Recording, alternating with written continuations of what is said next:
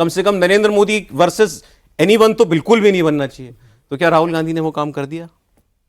हाँ, इसमें कोई दो राय नहीं कि बीजेपी या एनडीए का घटक दल जो चाहेगा कि नीतीश कुमार के साथ नरेंद्र मोदी सबसे बड़े उनके स्टार प्लेयर हैं, उनको जितना ज़्यादा से ज़्यादा डिस्कोर्स में लेके आया जाए वो एनडीए के लिए उतना फ़ायदेमंद है। वही काम राहुल गांधी कर रहे हैं। दूसरी तरफ योगी आदित्यनाथ वाले केस की अगर बात करें सौरभ, तो जैसे कि आपने बताया कि रघुनाथपुर में उसामा शाह वहाँ से चुनाव लड़ रहे हैं, उस जगह पे सिर्फ उस रूप में महत्व नहीं है, उससे दूसरे लेवल पे अगर आप देखें कि वहाँ पर एनडीए का जेडीयू का कैंडिडेट है, बीजेपी का नहीं है। हाँ। वो जेडीयू योगी आदित्यनाथ को अपने स्टार कैंपेनर के तौर पे अपने सीट पे लेके बुला रही है। उससे आप ये समझ सकते हैं कि जेडीयू भी अब कितनी बदल चुकी है और एनडीए में एकजुटता किस लेवल का है। अब वो जो रिजर्वेशन हुआ करता था कि हाथ मिलाने पे भी दिक्कत हो जाए, अब वो दौर बहुत पीछे छूट गया है। और ये इस चुनाव में पॉलिटिकल वायरिंग की जो आप बात कर रहे हैं, ये वायरिंग दिखा रहा है कि कितना सघन वायरिंग है। कि सिवान में अगर बात करें तो शहाबुद्दीन सिर्फ सिवान के लिए नहीं है, प्रतीक है वो प्रतीक है पूरे बिहार के लिए। और उस कंडीशन में वहाँ योगी आदित्यनाथ जाके अगर इस तरह की बात कर रहे हैं तो समझा जा सकता है कि पूरे बिहार के लिहाज से वो कितनी बड़ी मैसेजिंग वाली बात है। और उसामा शहाब उस सीट पे आप जाना, वहाँ पे इन बातों को कहना, शहाबुद्दीन के दौर को याद करना, आज बिहार के एक एक लोग फिर से शहाबुद्दीन के दौर को एक बार याद कर रहे होंगे और वहीं पे फिर एनडीए की सफलता की कुंजी रहती है। बीजेपी तो बार बार याद दिला रही है। और यहाँ योगी आदित्यनाथ ने ये भी कहा कि आप यूपी देखते हैं ना, यूपी में क्या होता है, अब माफिया की जमीन जब्त करते हैं, उस पर फ्लैट बनाते हैं गरीबों के लिए और चाबी मैं खुद देता हूँ। तो ये यहाँ भी होना चाहिए। और यहाँ हुआ, बोला भी कि 2005 के बाद से बहुत से माफियाओं की दुकान बंद हुई। तो योगी आदित्यनाथ ने नीतीश कुमार की तारीफ भी की। फिर उन्होंने कहा कि जो सौरभ एक मिनट रुकना चाहूंगा, अतीक अहमद और मुख्तार अंसारी शहाबुद्दीन के खासम खास हुआ करते थे। अच्छा। वो जो रिलेवेंस आप समझ रहे हैं ना कि यूपी में अतीक कहाँ है, मुख्तार कहाँ है, ये और शहाबुद्दीन इन तीनों की तिकड़ी हुआ करती थी। कई कई दिन ये लोग जाके सिवान में रहते थे, 10-10 15 दिन रहते थे। उसी तरीके से फिर वहाँ से लोग नेपाल के बॉर्डर की तरफ में जाते थे, शिकार करने, बहुत सारी कहानियां वहाँ पे चलती। नहीं, वो वहाँ से अपनी यूपी की पॉलिटिक्स भी साध रहे हैं। नहीं, वो तो देखिए उन्होंने जो बातें कही है सिर्फ उस नाते इसका रेलिवेंस नहीं है कि योगी आदित्यनाथ ने, वो तो रघुनाथपुर है, रघुनाथ के मानने वाले हैं वो भी, और रघुनाथपुर है, 108 नंबर है, ये एक धार्मिक पहलू है उनकी बातों का। लेकिन अब योगी आदित्यनाथ सिर्फ उसी के प्रतीक नहीं है।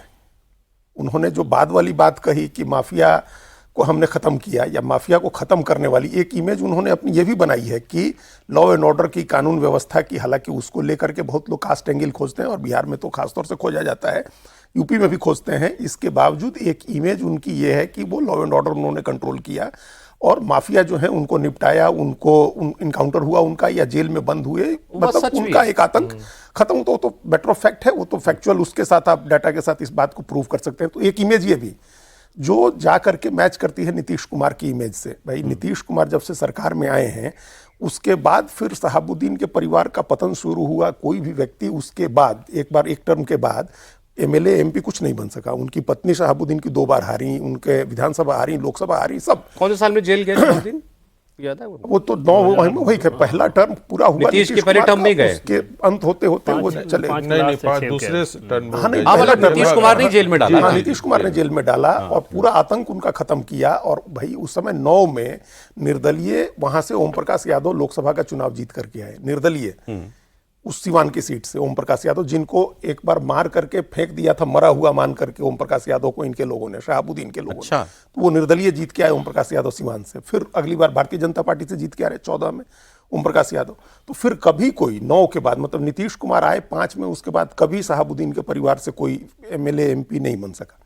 रघुनाथपुर हो, सिवान हो, उसी प्रतापगढ़ जहां इनका घर है प्रतापपुर में, कैसे पुलिस नहीं जा पाती थी और पुलिस एक बार गई थी तो कितनी गोलियां चली थी कि पुलिस इनके घर तक नहीं पहुंच पाई थी शहाबुद्दीन। हाँ, तो ये कहानी मुझे एक बार इन्होंने बड़ी डिटेल में मुझे सुनाई थी। तो वो इस तरह का टेरर था। तो वहाँ ये ठीक बात है कि जेडीयू का लोग रिलेट करेंगे, वहाँ वो गए, हाँ, लोग कनेक्ट करेंगे, इस बात से कनेक्ट करेंगे। एक तो रिलीजियस धार्मिक कनेक्शन, एक वायरिंग वो हुई, और दूसरा लॉ एंड ऑर्डर हुआ, एक माफिया हुआ, ये तमाम चीजें कनेक्ट हुई। आजकल योगी आदित्यनाथ जहाँ की सभा हुआ करने जाते हैं तो उनकी टीम करती हो या समर्थक करते हो, जो भी, एक बुलडोजर लाके खड़ा कर देते हैं। बिल्कुल, वहां भी एक बुलडोजर खड़ा कर दिया था। तो उन्होंने बोला कि मुझे अच्छा लगा कि आपने यहाँ पर बुलडोजर भी जो खड़ा कर रखा है और यूपी में ये बुलडोजर माफिया की छाती पर दौड़ता है।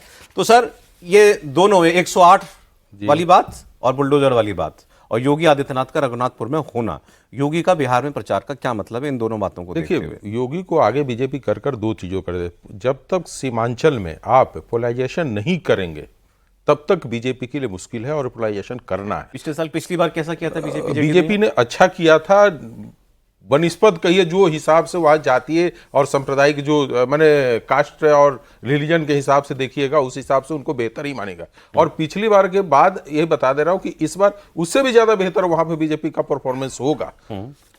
क्या है कि योगी आदित्यनाथ का एक सशक्त चेहरा है जिसपे कहा जाता है, विश्वास पब्लिक को है कि भाई ये जो बोलते हैं वो करते हैं, इनका कुछ अपना नहीं है, और वही काम नरेंद्र मोदी के चेहरे पर भी लेकर लोगों का अपना है।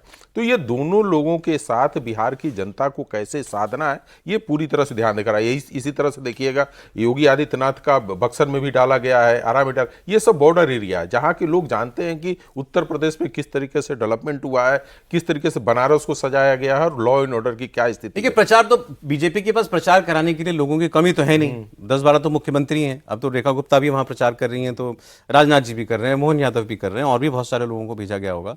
तो बट योगी आदित्यनाथ, ये प्रचार वोट में ट्रांसलेट होता है जब योगी जाते हैं? 100% देखिएगा, जितने भी उनके स्ट्राइक रेट निकालिएगा तो उस हिसाब से मुझे लगता है कि उत्तर प्रदेश का 78% था, महाराष्ट्र में तो काफी उनका उछाल रहा है। तो लोग उनको सुनते ही नहीं है, उनको सुनकर प्रभावित भी होते हैं और वोट में कन्वर्ट भी होता है। तो वो जहां जाते हैं, जैसे बिहार में आप सरोज जी जाइए और लोगों से बात कीजिए, तो लोग बोलता है कि क्या डेपुटेशन पे भी किसी सीएम को दूसरे स्टेट में भेजा जा सकता है?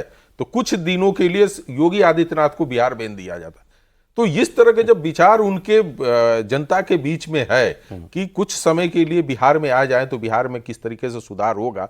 अब जैसे काफी लोग अभी जाकर पलायन के ऊपर, मैं पलायन पे बार बार आता हूं, और मुझे इसलिए वो दुख होता है कि लोग बार बार मैं बिहारी हूं, इसलिए मुझे दुख होता है कि लोग पलायन बोल रहे हैं। राहुल गांधी पलायन पे आज बोले, हाँ, लेकिन बोल ही रहे हैं। देखिए, मैं क्या कर रहा हूं कि उनको ये बोलना चाहिए था कि मैं यहाँ के लोगों को पलायन नहीं, मजदूरों का पलायन है, पढ़े लिखे इंसानों का पलायन किसी भी स्टेट में होता ही होता है, और ये अच्छी बात मानी जाती है। तो इस पलायन पे उनको ये बताना चाहिए था कि हम उद्योग लाएंगे तो कैसे लाएंगे, उसका कोई रोड मैप नहीं आ रहा। लोग शिक्षित नहीं है, एक मजदूर के रूप में बाहर में जाते हैं और काम करते हैं। ये हमारे इस बात पे तो